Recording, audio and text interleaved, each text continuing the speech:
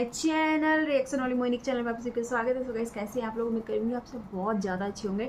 So guys आज मैं फिर से बहुत प्यारे से सॉन्ग पे आप लोगों के लिए रिएक्शन लेके आ गई हूँ, जो कि कल एक पवन भैया के सॉन्ग पे मैंने किया था रिएक्शन।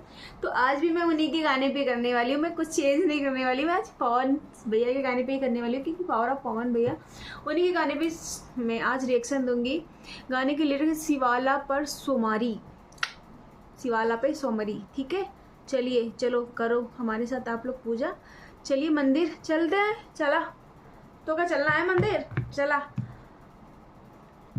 किस किस को चलना है? चलो स्टार्ट करते हैं आज का रिएक्शन।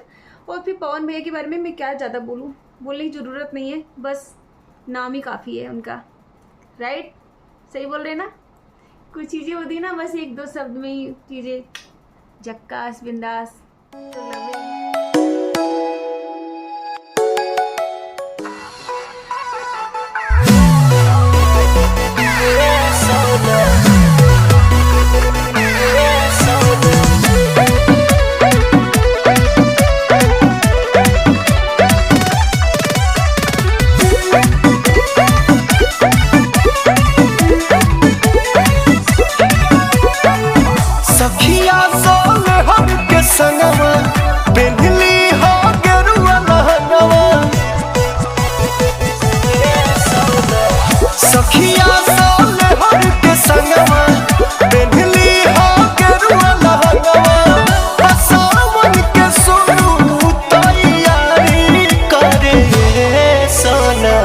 अपने शिवाला पासो मारी करे जल ढारी करे नाम के शिवाला पासो मारी करे जल ढारी करे।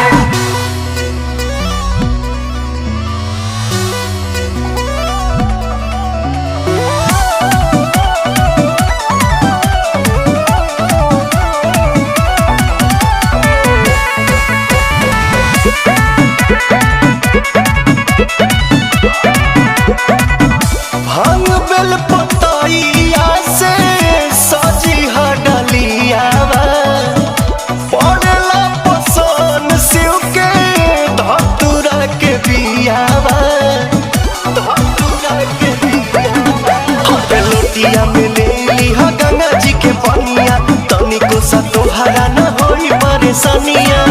हमारा संग मिल के जय करी करे सोना अपने शिवाला पासो मारी करे जल ढारी करे नाम के शिवाला पासो मारी करे जल ढारी करे।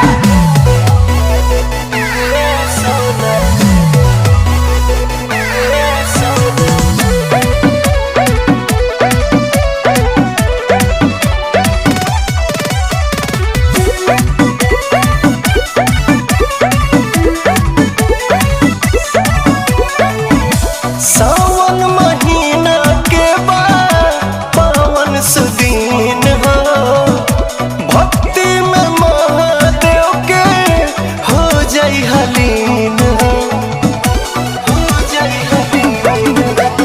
कृपा कदी है भोला हमें महादानी, कहतानी सच हमर बतिया लमानी। रोशन पवन जस गोहारी करे सोना अपने शिवाला पासो मारी करे जल ढारी करे नाम के शिवाला पासो मारी करे जल ढारी करे। यार सच भी आई ना, मेरे को तो सच बताओ बुरा मन माना, सच भी आप बोलोगे कि दीदी ऐसा बोल रही है। मेरे को ऐसा लग रहा था कि मैं खड़े होकर डांस करूं और आपको रिएक्शन करूं उसके साथ में, क्योंकि पता है पवन भैया जो गाना गाते हैं उसकी तो बात अलग ही है, और उसके साथ में जो मतलब उनका जो एक्टिंग होता है, एक्टिंग के साथ में जो छुमक छुमक के वो डांस करते ना, मतलब ऐसा लगता है यार बस डांस कर लो और फिर फुल पावर में आ जाओ। मतलब होता है उनका गाना देखने के बाद आप सैड ऐसे बैठे रहोगे ना, ऐसे बैठे रहोगे ना, तो आपके अंदर ऑटोमेटिक ग्लूकोज वाली एक एनर्जी मिल जाएगी, जो कि आपको अगर किसी को भी ग्लूकोज से एनर्जी चाहिए तो प्लीज़ पवन भैया के गाने सुनो। ऑटोमेटिक तन बदन में ग्लूकोज की हर नस नस में आपको ग्लूकोज मिलेगा।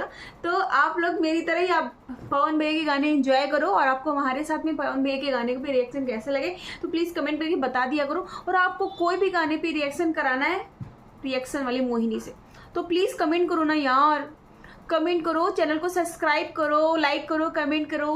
वीडियो अच्छे लगे तो शेयर भी कर दो अपने दोस्तों यारों को। का परेशानी है तो का कोनो दिक्कत है ना है दिक्कत है ना तो कर दे परेशानी तो खत्म हो जाए हमार। चला मजा आई ना तो का ये गाना पर, ठीक है तो का गाना पर मजा आई हो तो अपना प्यार सपोर्ट हमको भरपूर मात्रा में प्रदान करा। चला bye bye, take care, love you my YouTube family, bye by.